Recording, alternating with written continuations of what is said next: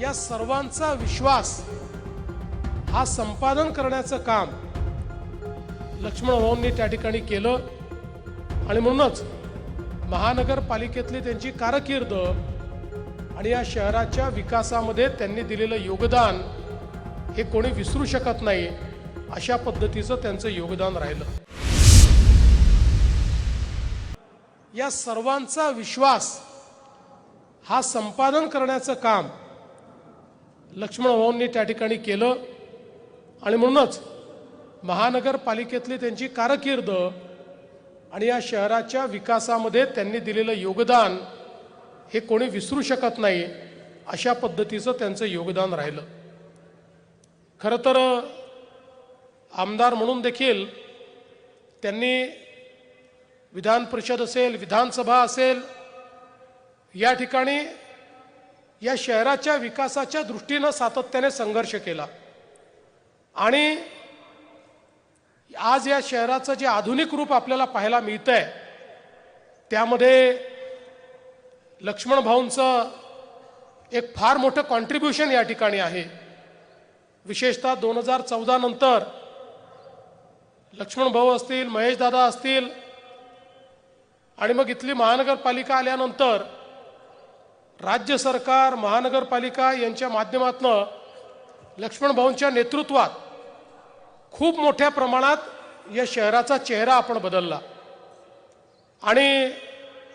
आपल्याला कल्पना आहे की ज्या प्रकारे एक विकासाचं विजन हे लक्ष्मण भाऊंकडे होतं, एक तर वारकरी कुटुंबातून आल्यामुळे एक आध्यात्मिक बैठक त्यांच्याकडे होती, या मातीशी नाळ जुडलेली असल्यामुळे सामान्य माणसाच्या अडचणी काय आहेत, व्यथा काय आहेत याची जाणीव त्यांना होती, मातीतले पैलवान असल्यामुळे त्यांना त्या संदर्भातली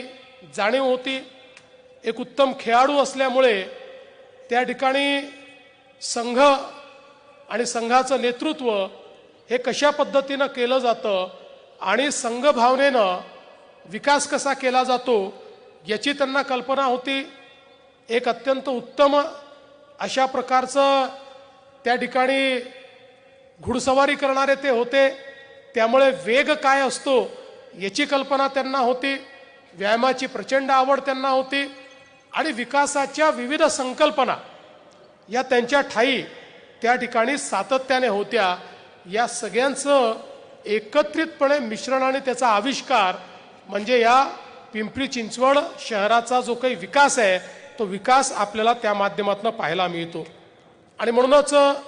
त्यांच्या नेतृत्वात इथे झालेले रस्ते असतील, उड्डाणपुलं असतील, मेट्रोचं काम असेल, इंद्रायणी नदीचा सुधारणेचं काम असेल,